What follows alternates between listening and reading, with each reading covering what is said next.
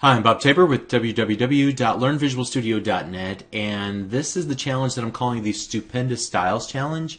And you can see that I've got a fictitious company I created called Go Nuts. So my idea here is that someday, when I'm burnt out or when everybody discovers that I'm a fraud, I will open up a donut shop. And I thought it'd be cool, if you go up and you pull up to some sort of a terminal and you push in your order, and then you drive around and a robot delivers it into your car. That would be pretty cool.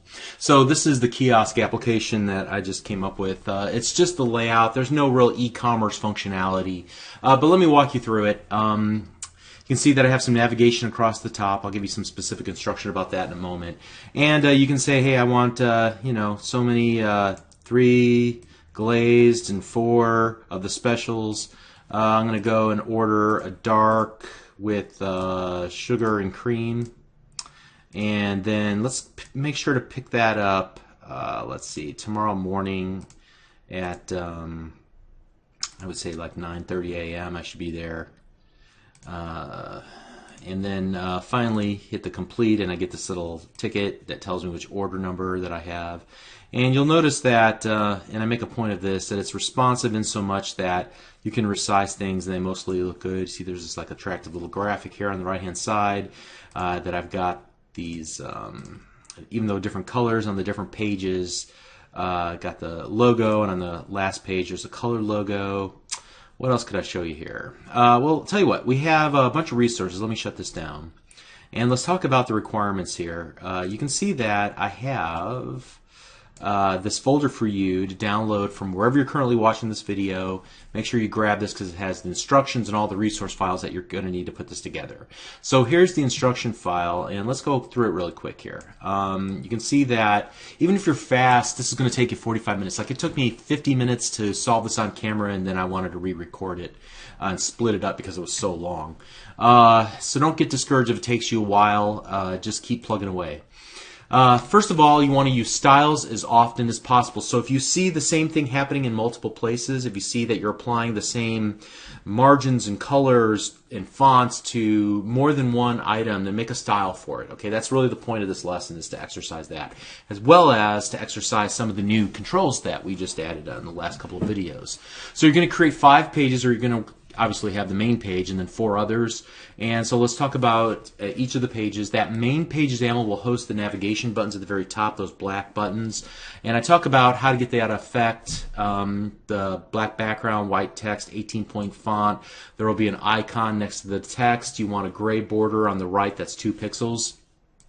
Not sure if we talked about how to apply a border. Look through the properties of the button to see if you can figure out how to give the border a color and how to give it a size on one side but not have any border on the other sides of the button. Okay, and then I give you a hint about how to create those large buttons. Basically, create a grid with 4 columns and then set the vertical and horizontal alignment to stretch on each of those buttons, and that will fill up that entire area of the cell. All right, also on the main page.xaml, you want to split that bottom area underneath the navigation, and you want to give it, I guess I need to write this in here. Let me add this in. This, make that 100 pixels tall for the buttons. Well, I probably should rephrase that. I'll edit that off camera. So you want to take the rest of the area that's beneath the buttons, and you want to split that area to 66% and 33%. On the one side, you want to put the pages. We'll load in the donut page, coffee page, schedule page, complete page. And then on the right-hand side, the 33%, we're going to put that, that neat little background image of the coffee and the donuts there, kind of to style it up a little bit. And so whenever a user clicks on one of the black navigation buttons at the top, it will load in one of the other pages into that bottom frame area. And so you'll start with the donut page. It's just going to host a white logo and 2 slider controls. Make sure you add some padding around the sides of those controls. Make sure that you can only order up to 2 dozen of each type of donut. Arbitrary limit there. On the coffee page, a little more involved. There will be some logic on this page. First of all, you'll notice that it had a white logo and 3 buttons. and each of the buttons are going to have a flyout menu, and I give you the contents of those flyout menus here.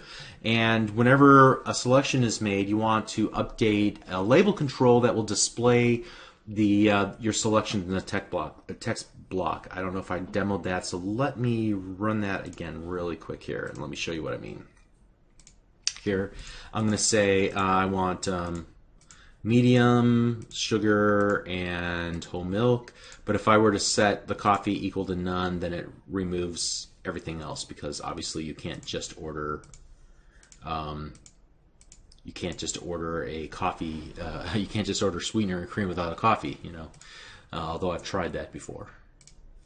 Okay, so next up, also you'll need that color for the brown, because there's not a preset color that had exactly the right color that I was looking for. Okay, number 7, the schedule page. It had that time picker and date picker that allowed me to choose the day and the time where I want to pick up my order. And you want to make sure to match the colors to screenshots that I give you. And let's go ahead and talk about those. Like, I give you the screenshots, what everything should look like here in a bunch of images, so you don't have to keep the videos open. So here's for the 4 pages, A, B, C, and D there.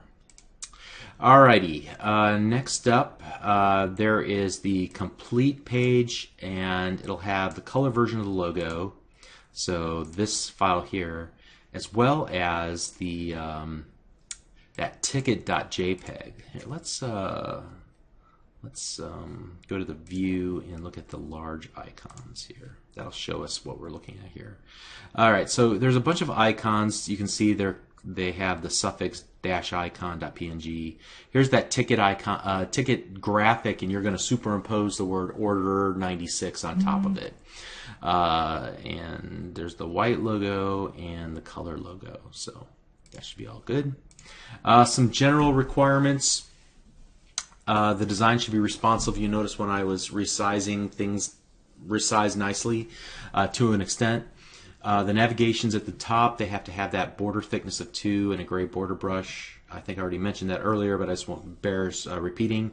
Most margins are 10 or 20. Most font sizes are 18. Try to match up as well as you can if I haven't specified it. Some of this is to your discretion, whatever you come up with. Make sure it just looks good. You'll only need code behind for the navigation itself. We're not talking about any other logic unless I've noted above, okay, earlier in the document. You have those images A through D that will give you the various layouts so you can look at it. Also, you want to try to resolve this without watching the next few videos, where I'm thinking I'm going to split this up into like 4 or 5 videos so you can get to just the help that you need. Only watch enough of the solution to get unstuck, and then continue on struggling, because struggling is how you learn.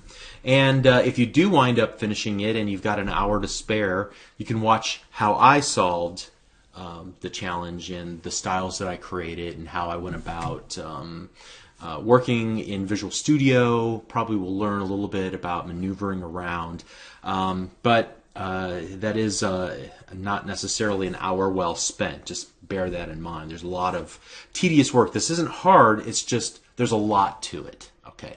All right, we'll see what you come up with. I know you can do it. It's not that hard based on everything we've learned up to this point. If you're paying attention, you might have struggled a little bit. You may have to go back and look at some of the work that we've done previously. Look at the cheat sheet, but I think you can do this. Okay. All right, we'll see you in the next couple of videos for the solution. Thanks.